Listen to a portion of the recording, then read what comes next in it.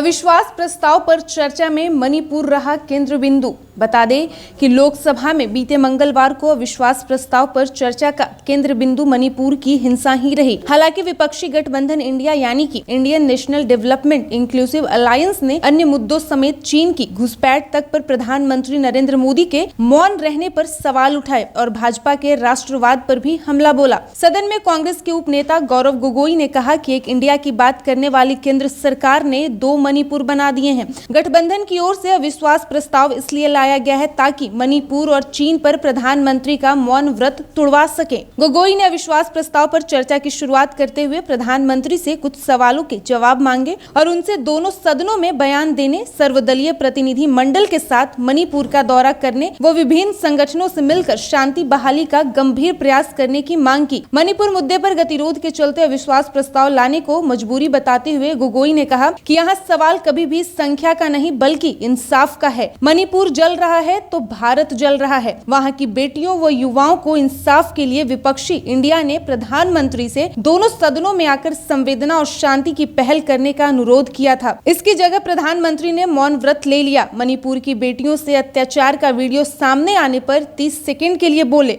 उसके बाद उनकी ओर से शांति की कोई अपील नहीं की गई। कांग्रेस नेता ने 3 सवाल दागते हुए कहा कि प्रधानमंत्री ने मणिपुर का दौरा क्यों नहीं किया, राज्य की हिंसा पर चुप्पी तोड़ने में उन्हें 80 दिन क्यों लगे और मणिपुर के मुख्यमंत्री को बर्खास्त क्यों नहीं किया गया।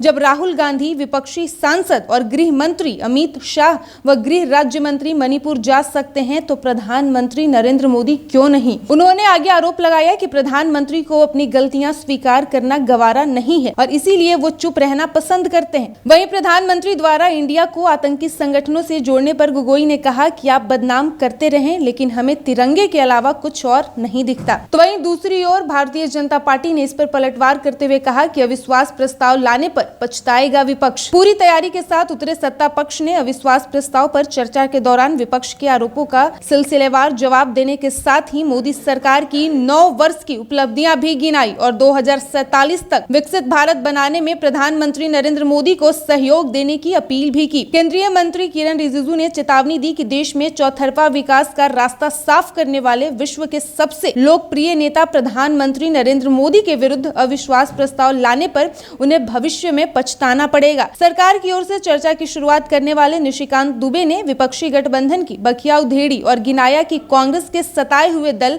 अब मजबूरी में कांग्रेस के पाले में खड़े हैं। बता दें कि निशिकांत दुबे ने कहा कि यह विश्वास प्रस्ताव सिर्फ गरीब के बेटे प्रधानमंत्री के विरुद्ध नहीं बल्कि उन सब गरीबों के विरुद्ध है जिन्हें प्रधानमंत्री ने मुफ्त में पक्का मकान, बिजली कनेक्शन, गैस सिलेंडर, शौचालय, नल से जल उपलब्ध कराया है। विस्तार से बताया कि अविश्वास प्रस्ताव का समर्थन कर रही पार्टियों को कांग्रेस पहले निशाना बना चुकी है।